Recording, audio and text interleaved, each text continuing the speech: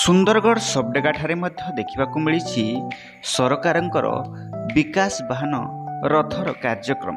ସବଡେଗାର ପୁରୁଣା ପଞ୍ଚାୟତ କାର୍ଯ୍ୟାଳୟ ପ୍ରାଙ୍ଗଣରେ ଏହି କାର୍ଯ୍ୟକ୍ରମ ଅନୁଷ୍ଠିତ ହୋଇଯାଇଛି।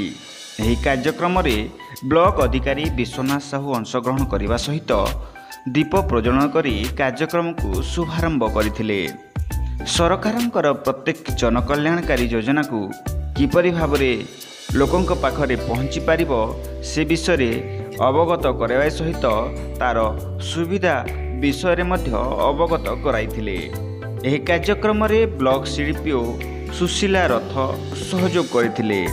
ସରକାରଙ୍କର ଜନକଲ୍ୟାଣକାରୀ ଯୋଜନାର ପ୍ରକୃତ ମାନର ଅବଲୋକନ ଡିଜିଟାଲ ମାଧ୍ୟମରେ କରାଯାଇଥିବା ଦେଖିବାକୁ ମିଳିଥିଲା।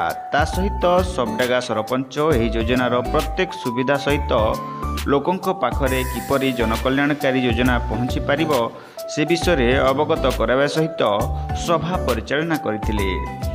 ସବଡେଗା ବ୍ଲକର ପଞ୍ଚାୟତ କ୍ଷେତ୍ରରେ ବ୍ଲକ ଜେଇ ଜୟ କୁମାର କିଷାନ ଅବଦାନ ଅତୁଳନୀୟ ବୋଲି ଅଞ୍ଚଳବାସୀ ପ୍ରକାଶ କରିଥିବା ଜଣାପଡ଼ିଛି। ସବଡେଗାରୁ ରାଜୁ ପଟେଲଙ୍କ ରିପୋର୍ଟ, ସନ୍ଧାନ ନ୍ୟୁଜ୍।